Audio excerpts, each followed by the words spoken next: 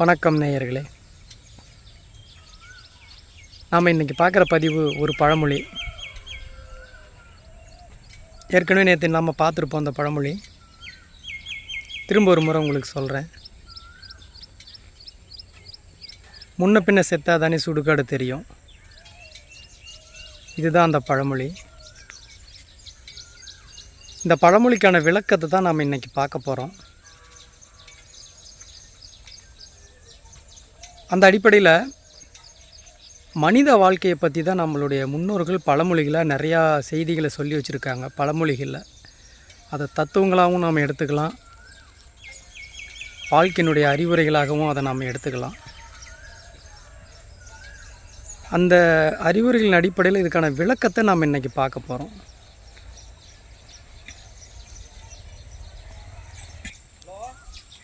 ஒரு மனிதன் தன் வாழ்நாளில்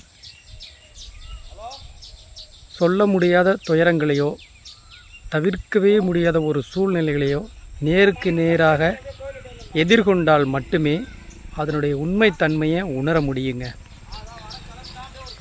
அப்படி உணராத பட்சத்தில் யாரோ உணர்ந்ததை இவரால் எந்த அளவுக்குமே அதை புரிஞ்சிக்கவோ மற்றவர்களுக்கு அதை உணர வைக்கவோ முடியாதுங்க. இது வாழ்க்கையில் இருக்கிற மிகப்பெரிய ஒரு தத்துவம். சரிங்க, இன்னொரு கருத்து.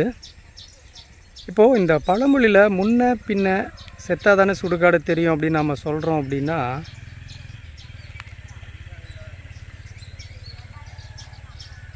நம்ம நிறைய செய்திகள் படிச்சிருப்போம், கேட்டிருப்போம். ஒருத்தர் இறந்துருப்பார், மருத்துவமனையிலேருந்து செத்துட்டாருன்னு சொல்லிவிட்டு அவரை கொண்டுட்டு சுடுகாட்டில் வச்சு சடங்குகள்லாம் செய்யும் பொழுது திடீர்னு உயிர் தெழுந்துருவார். ஏதோ அது இயல்பாக எதிர்பாராமல் நடக்கிற மிகப்பெரிய ஒரு நிகழ்வு. அது எங்கேயாவது ஒன்று 100ல் அல்லது 1000ல் ஒரு இடங்களில் நடக்கும். அதுபோல தானா முன்ன பின்ன அவரும் செத்து சுடுகாடு பொழைச்சார் அப்படின்னு அப்படி வந்தால் மட்டும்தான் அதனுடைய அனுபவத்தை நம்ம தெரிஞ்சுக்க முடியுமா அப்படின்னா அப்படி இல்லைங்க. அதனுடைய பொருள் ஒரு விளக்கம். முன்ன பின்ன அப்படிங்கிறதுல என்ன ஒரு பொருள் இருக்குன்னா, ஒரு மனிதன் இருக்காருன்னா அவருடைய முன்னோர்கள்னால் இப்போது அவருடைய தாத்தாவோ அல்லது சித்தப்பாவோ அல்லது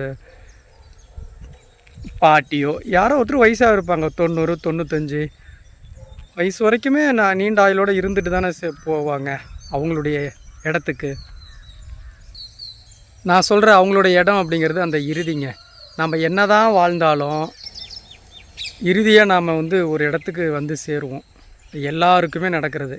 அது எப்படின்னா, பிறப்பு என்பது மனித இனத்துக்கு மட்டும் இல்லைங்க, எல்லா உயிர்களுக்கும் பிறப்பு என்பது எவ்வளவு இன்றி அமையாதது ஒன்றோ அதே போல தாங்க அந்த பிறக்கின்ற அந்த உயிருக்கு இறப்பு என்பது நிச்சயமே. இந்த குயில் சத்தம் கேட்குது பாருங்களேன், இவ்வளோ அழகாக. அந்த இறப்பு என்பது நிச்சயமே. அப்படிப்பட்ட அந்த இறப்பு நடக்குது அப்படின்னா ஒருத்தருடைய முன்னோர்கள் வயசானவங்களும் சரி அல்லது அவருக்கு இளம் வயது உள்ளவர்கள் உடல்நிலை சரியில்லாமையோ இப்போ நாம் நிறையா எதிர்பாராமல் சில விபத்துகள் மூலியமாகவோ அவங்க இறந்துட்டாங்க அப்படின்னு சொன்னால் அந்த ஒரு இறப்புக்காக நாம் அவர்களை இறுதி அடக்கத்துக்கு கொண்டு வரும் பொழுது அந்த நிகழ்வின் போது நாமளும் அவர்கள் கூடவே சுடுகாடு வந்தால் மட்டும்தாங்க அங்கே நடக்கிற இறுதி சடங்குகளை பற்றி முன்னோர்கள் எந்த அளவுக்கு அவர்கள் அந்த சடங்குகள்லாம் பின்பற்றுறாங்க, எதனால் அதை பின்பற்றுறாங்க. இன்னமும் கிராமப்புறங்களில் அது மறக்காமல் அந்த சடங்குகள்லாம் நடக்குங்க. அப்படி அது எங்கே நடக்கும்னா இந்த இடுகாடு. இப்போ நம்ம பார்க்குற பற்றியில் சுடுகாடுன்னு சொல்லலாம் அல்லது இடுகாடுன்னு சொல்லலாம். இந்த முன்ன பின்ன அப்படின்ட்டு வயசில் நான் தன்னுடைய வயசுக்கு முன்னோர்கள் அல்லது தன் வயதை விட இளையவர்கள் இறந்த பிறகு அவர்களை சுடுகாட்டில் அடக்கம் செய்ய கொண்டுட்டு வரும் பொழுது அவர்களுக்கு என்னென்ன சடங்குகள் நடக்கிறது அப்படிங்கிறத கூட வந்தால் மட்டும்தாங்க நமக்கு தெரியும். அப்படி வந்து பார்க்கும் பொழுது தான் சுடுகாடு எங்கே இருக்குங்கிறதே நமக்கு தெரியுங்க. சுடுகாட்டினுடைய வழித்தடம் தெரியாது. சில பேர் முன்னாடியே சொல்லி வச்சுருப்பாங்க, இந்த சுடுகாடுகள்லாம் போகக்கூடாது, நேரம் கெட்ட நேரத்தில் போகக்கூடாது அப்படின்னு சொல்லுவாங்க. நேரம் கெட்ட நேரம் அப்படிங்கிறதெல்லாம் ஒன்றும் கிடையாதுங்க. எல்லா நேரமும் நாம் போகலாம் வரலாம். சில பேர் சுடுகாட்டிலேயே வாழ்கிறாங்க, அது வேறு, அது ஒரு தனி விவாதமாக கூட பேசுவோம். இங்கே நம்ம சொல்ல வர்றது இந்த பழமொழிக்கான விளக்கம்தான்.